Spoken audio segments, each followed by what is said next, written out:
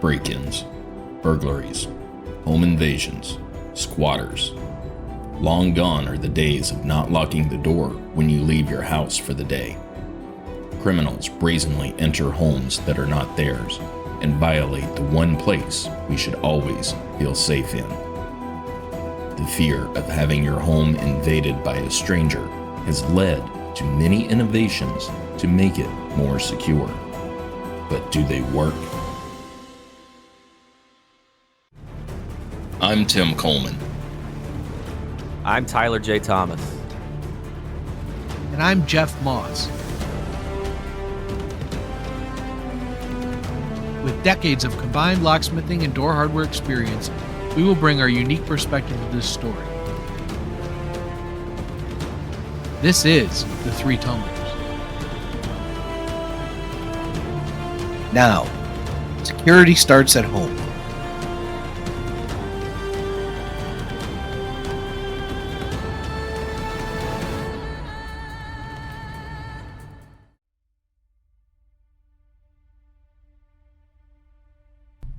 Tuesday, March 1st, 1932.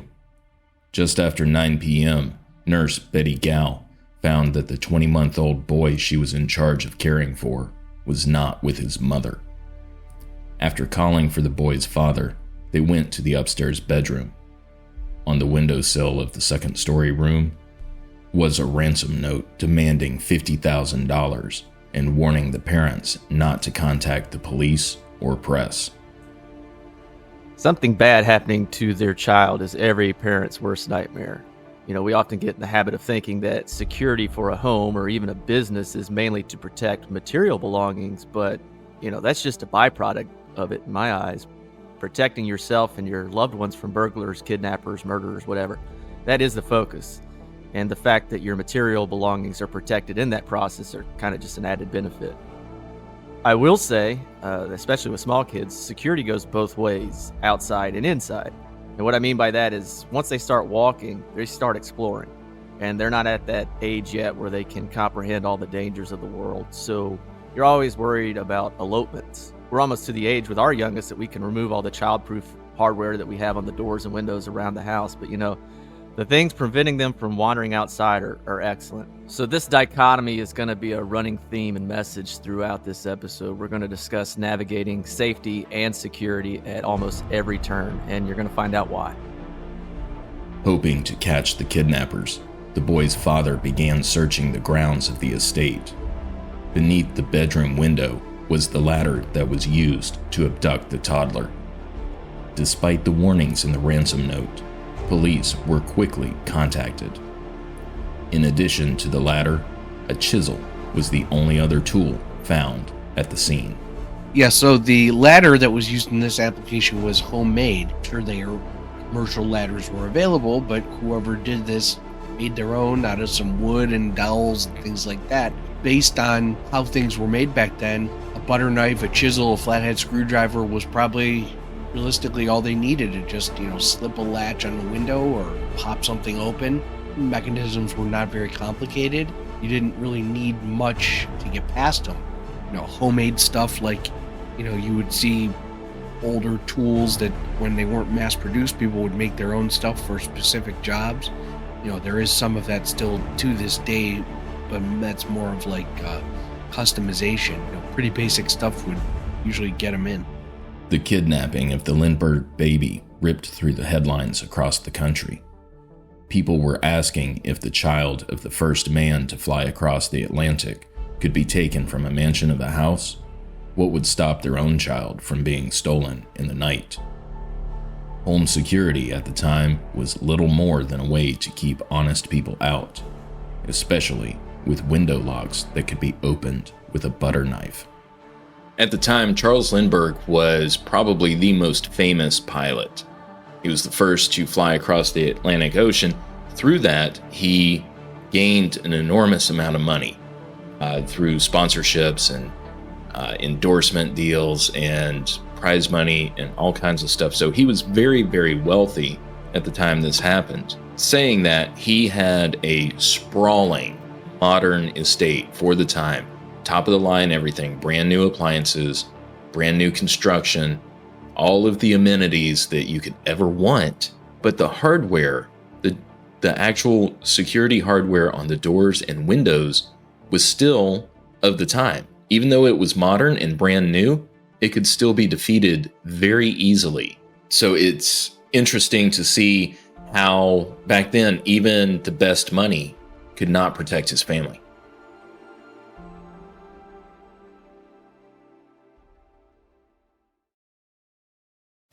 In June of 1999, the community of Lower Makefield, Pennsylvania, had a rash of home break-ins.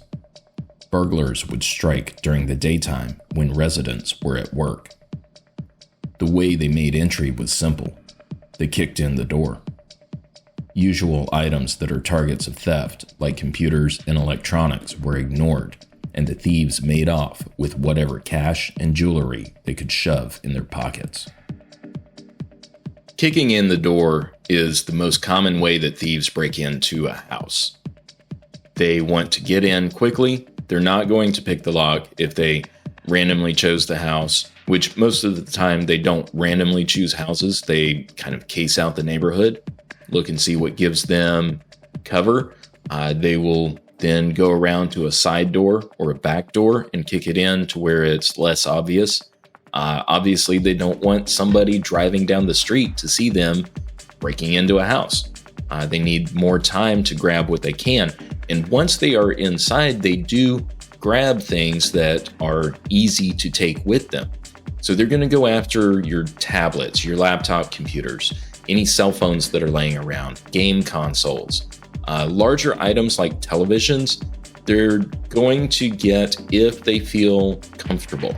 If they feel that they have enough time and cover to grab those larger items, then they'll do that. Back when this crime happened, televisions, depending on the size, could weigh a few hundred pounds. It's inconceivable today, but back then VCRs were large and they were expensive. For thieves to break into the house and take some of these larger items is really just kind of a testament to how dedicated they were to stealing people's stuff. After an evening of playing bingo in August of 1997, cosmetologist June Turner walked inside of her Miami house. When she flipped on the lights, she thought a tornado had gone through her living room. Over $10,000 in electronics and jewelry were gone. June had to go to a neighbor's house to call the cops because the thieves had even stolen her telephones. Her solution to prevent being a victim again was to have a steel door and frame installed, along with a deadbolt lock. Many of the hundreds of victims during the same time made the same decision. Reinforcing your doors, specifically around the deadbolt and hinges, and the frame is one of the best things you can do to up your home security game. Destructive entry, especially kick-ins as we just heard, are a very common tactic of burglars. So if you can make it very difficult for them, you're very likely to dissuade their attempts after, the third or fourth kick does nothing. The good news is that reinforcing a door or frame is not expensive. You don't need to run out and buy steel doors because they sell kits and products to reinforce your existing doors and frames, and it only costs around $100 per opening. And on top of that, it's not hard, even for the most inexperienced DIYer, to install them. Reinforcing your door and frame also helps protect against things like prying attacks, so long as it's used in conjunction with a deadbolt. Once that bolt's thrown, it's immovable. That's why it's called a deadbolt. It becomes dead. You've got a 1-inch bolt thrown into the frame, so it's going to be exceptionally hard for a burglar to pry that open, if at all.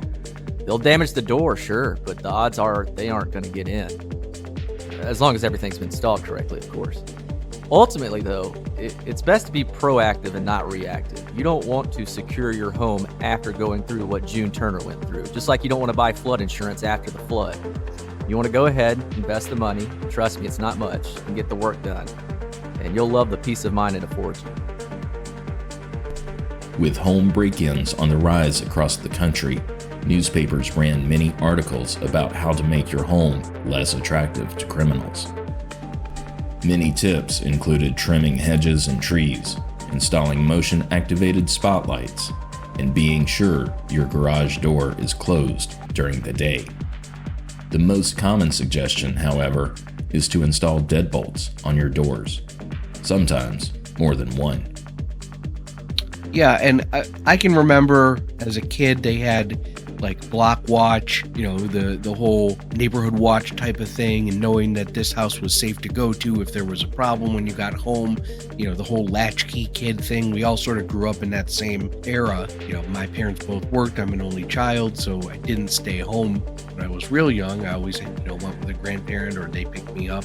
You still see the signs around for neighborhood watch and things like that, and I don't know that they ever really luckily had to do anything. The police departments are always do crime prevention, whether it's a security survey, driving around. I've mentioned before that if they see your garage door open at 10 o'clock at night or 4 o'clock during the day even, they'll leave a business card and say, hey, we just were driving by, noticed that you left your garage door open. They've been doing stuff on social media saying it's 9 o'clock, make sure your car's locked in your garage, because so many people have been leaving their cars unlocked, which makes these crimes of opportunity. People that I know who left their car unlocked and all their stuff was stolen. So, as locksmiths, we can also offer security surveys, whether it's for commercial or residential. It's not something that we really do often, but while you're at somebody's house, you're there, you're looking at all the openings, you can notice something that may need to be taken care of, something you could recommend that could be done better. I know, like I said, at one time in the city, you could call them, they'd send an officer, help, walk you around your house, show you all the stuff that could be done better. I don't know if they still do that, but I know that they are trying to do more with community policing in general.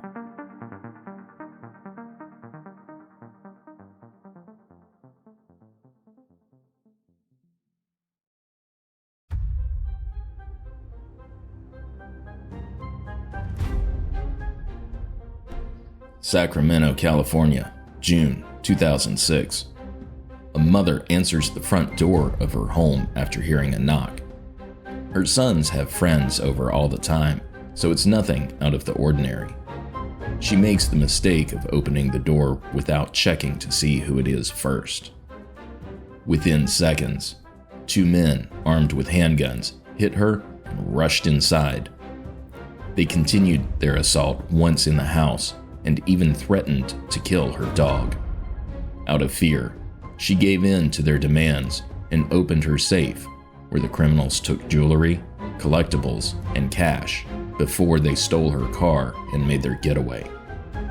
Home invasion robberies have now taken a violent turn. So, today, doorbell cameras are very inexpensive, which have voice and video intercom built into them. Those are, a few $100. There are annual subscriptions, to be able to play back video and stuff like that. But just to use it and see what's going on, you don't have to pay for the software. Peepholes, the door scopes, which we use a lot in commercial applications, or it's like a 2-inch hole in the door.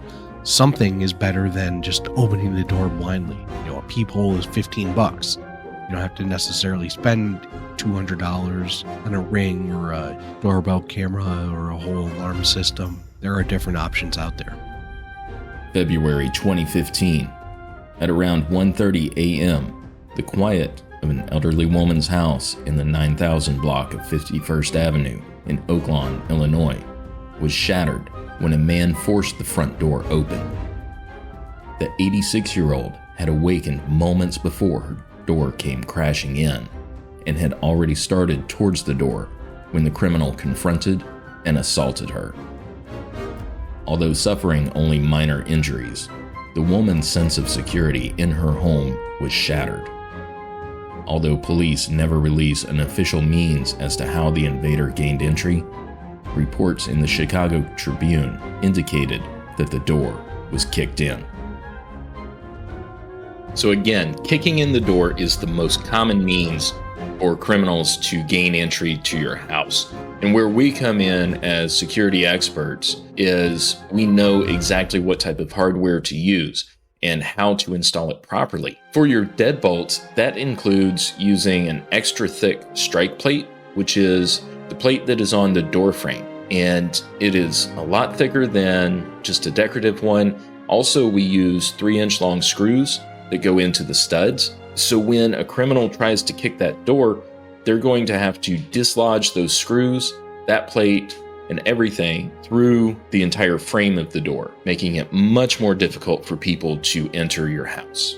10 months later, and hundreds of miles east of Chicago, a 17-year-old was arrested and held on $3 million bail after entering a 38-year-old woman's home during the night, strangled her, beat her, and sexually assaulted her. The victim of the attack had a handgun in her nightstand, but was choked unconscious before being able to reach it, and the perpetrator stole it. Thankfully, police linked him to the crime through DNA and were also able to take him off the street without any more violence. At the same time, burglars got creative and smashed through cinder blocks to force a deadbolt inward to get inside a pizza restaurant in Manchester, Connecticut.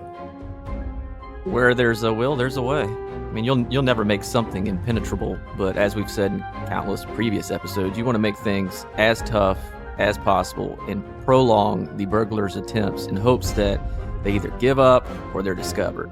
Smashing cinder blocks and smashing a deadbolt inside, it's not a 5-minute deal. It's probably not a 10-minute deal. But they had, I presume this was on the backside of the restaurant, they had enough time and enough cover to do it.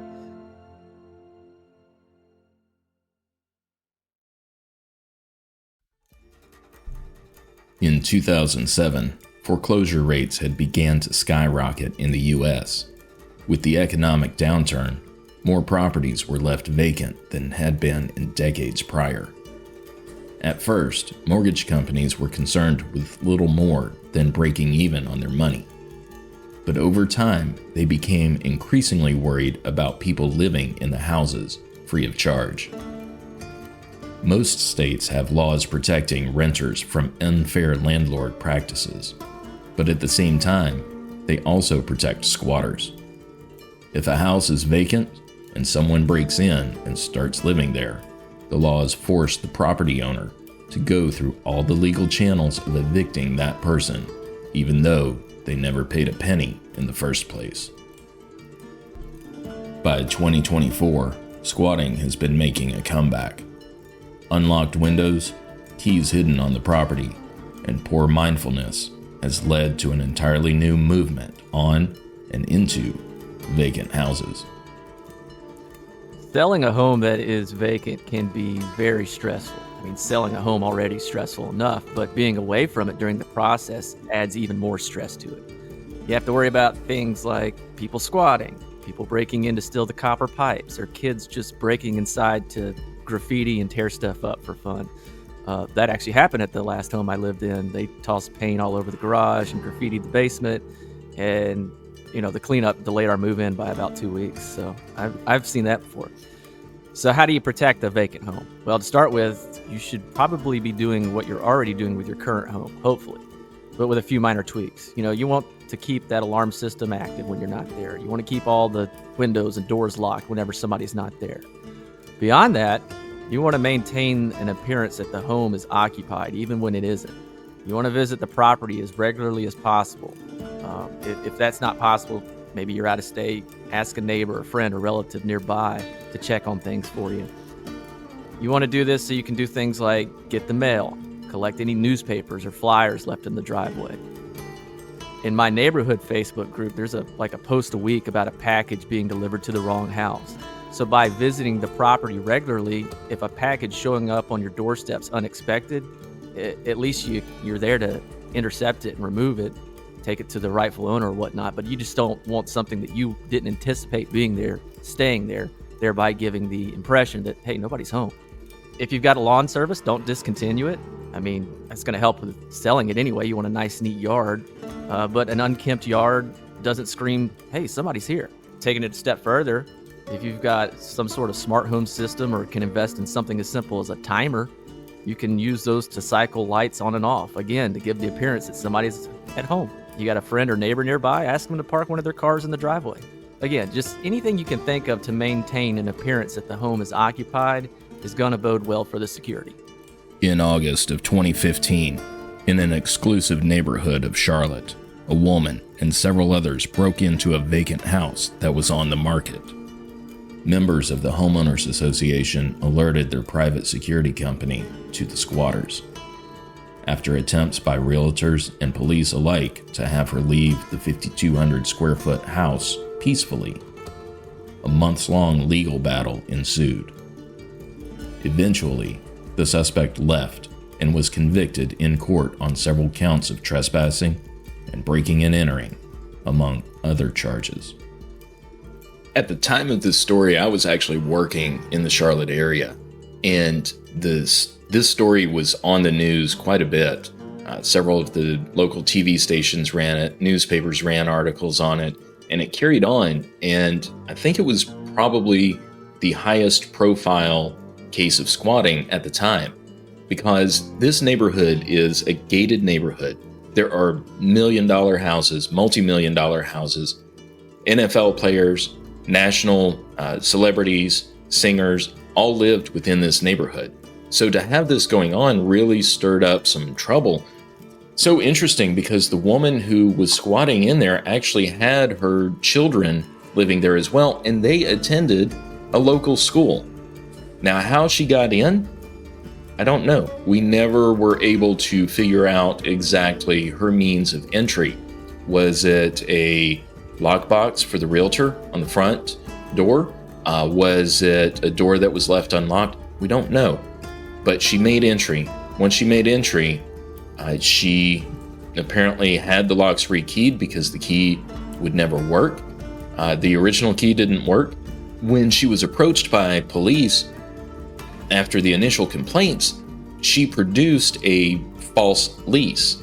It was obviously false, but that was her legal documentation, along with receiving mail at the location in her name, showing her child's school registration with that address as the child's home address. And so the person who owned the property had to go through this long and drawn out legal process. The way that the laws work in North Carolina is certain papers have to be issued and served on the person within a certain number of days. And once that's complete, then the process can move forward. But if you can't actually confront the person and serve them with the paperwork, then you have to pretty much start all over. And that's what helped drag this entire event out over months and months. Probably why it made so much news. That and the neighborhood it was located in.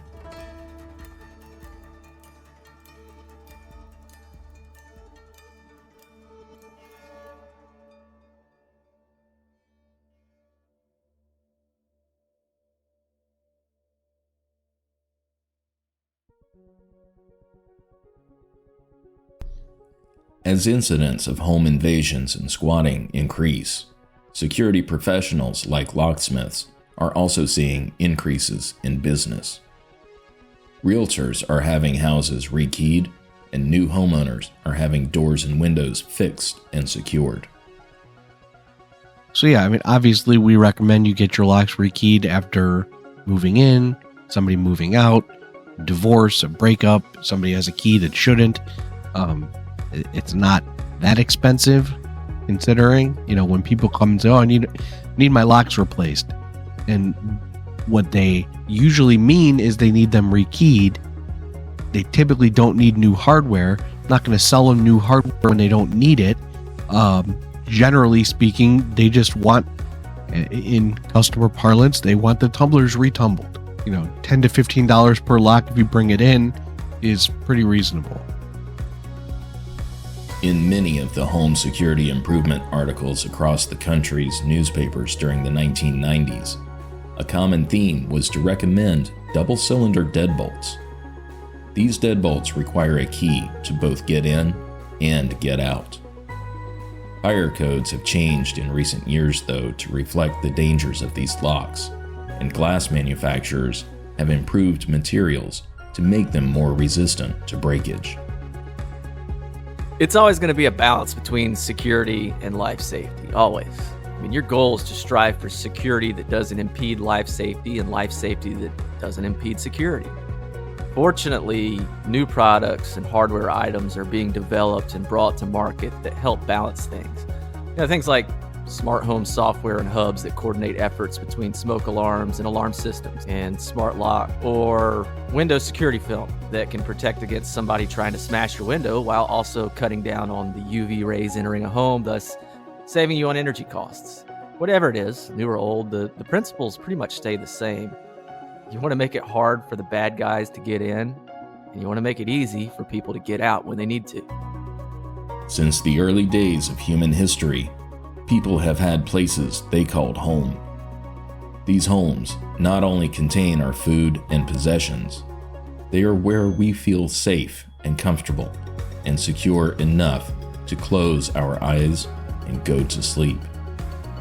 Although we have the occasional nightmare, the right application of locks and hardware can keep those nightmares from coming true.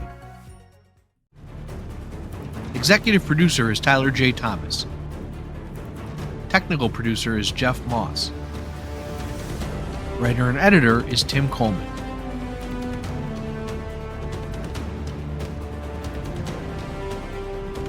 Find additional resources and source material on our website, threetumblers.com.